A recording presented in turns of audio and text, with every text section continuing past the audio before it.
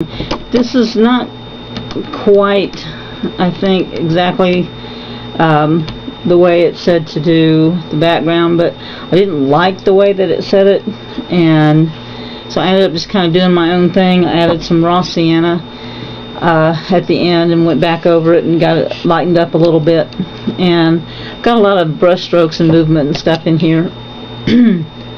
And I don't know, I may still add maybe some little bit of modeling in the background or something after I'm done. I want to first kind of see what the way the design looks on this color. But anyway, let's move forward. Now what we're going to do first is the first step, and we're going to this is a grisaille technique. It's an undercoating, and I've decided to use globals for this lesson. I use the straight acrylic for the background, but I'm going to use globals for the design part of this lesson. You don't have to if you don't want to, but that's what I've decided to use. So I'm making my first mix, which is medium white and medium beige 1:1.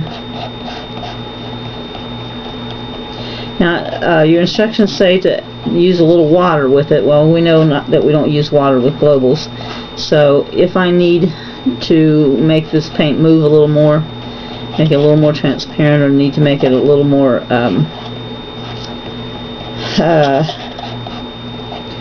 liquid, you know, less thick, a little thinner, then I'll use extender.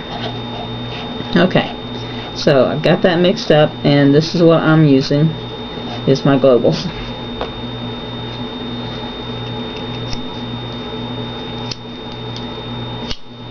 Okay, I'm going to set that over to the side. I'm going to get out my Filbert Fusion brushes.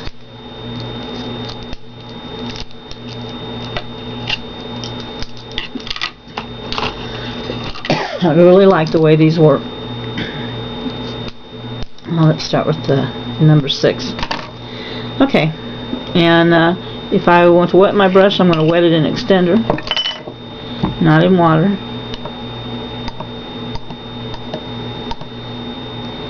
It does not say to glaze, so I have not glazed, and it does not say to put extender on, so I haven't done that.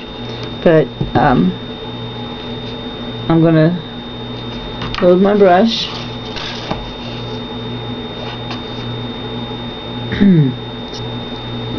So I'm going to dress my whole brush. I wanted to make sure whether it was a side load or a full dress. Okay, now what we're doing now is like the back of the flowers. So we're going to base coat everything with this color. Okay, so I'm going to start right here on this rose, and I'm going to leave the graphite lines showing, so I want to leave a little bit of space in between each of these petals so that we can see the separation between the petals, and also this will help our shadows later on.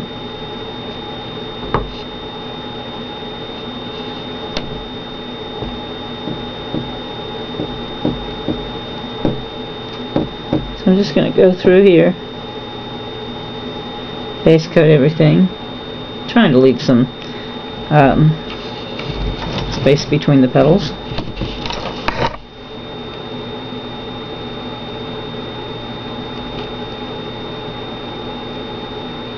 I don't always have good brush control when I'm painting with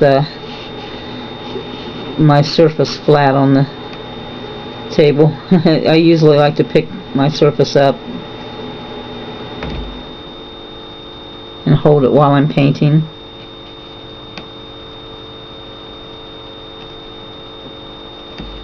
I'm going to do shape following strokes.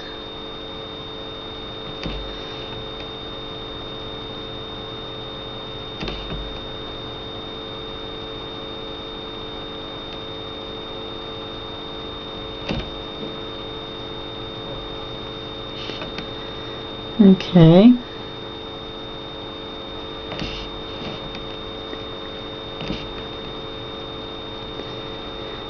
one of my problems with a rose is that I get lost in the petals. I'm okay on the outside, but once I start heading toward the inside, I get lost in which petal is which. So I'm going to try not to do that. But if you saw me hesitate there a second ago, that's why.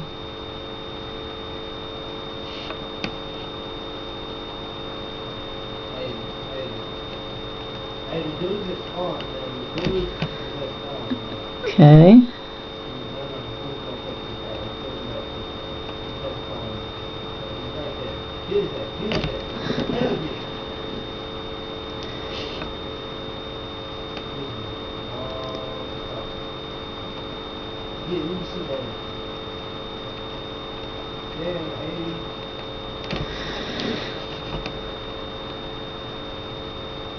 I'm going to do all the flowers and all the leaves as well.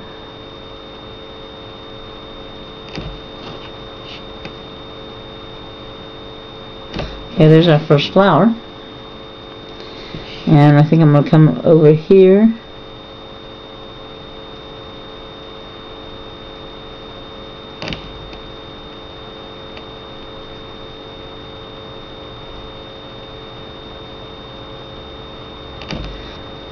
Now, it's okay if some of these are thicker than others, because it just makes for more interest.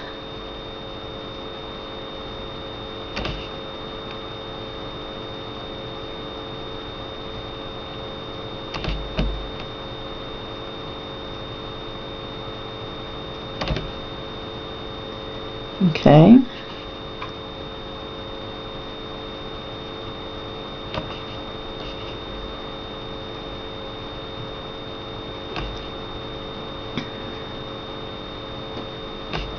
So you're getting the idea.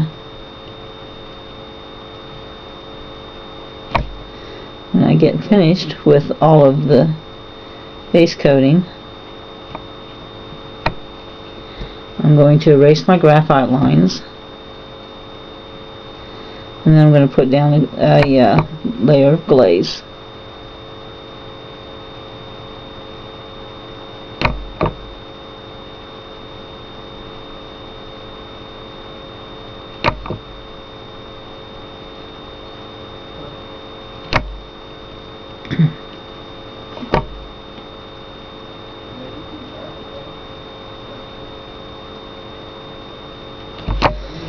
Okay, so you can see that it's pretty easy to see where we're going and to see our flower shapes with our underpainting on there.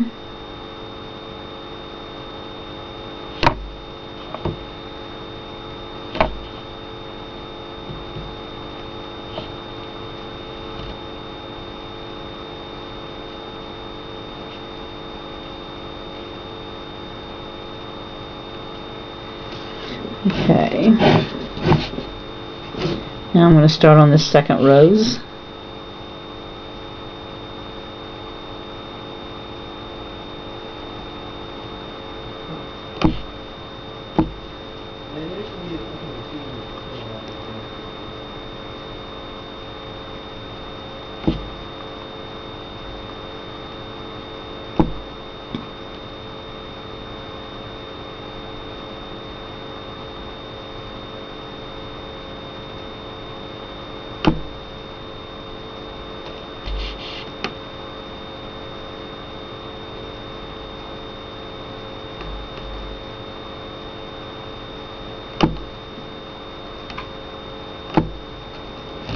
Okay, so I'm just going to follow all the way around and do all of my flowers and all of my leaves.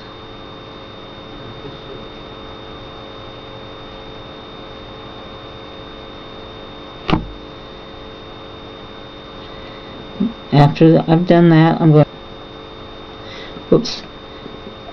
to dry it with a heat gun. I'm going to erase my graphite lines. Then I'm going to have a scratchy throat. Then I'm going to put my coat of glazed medium over it. But I am going to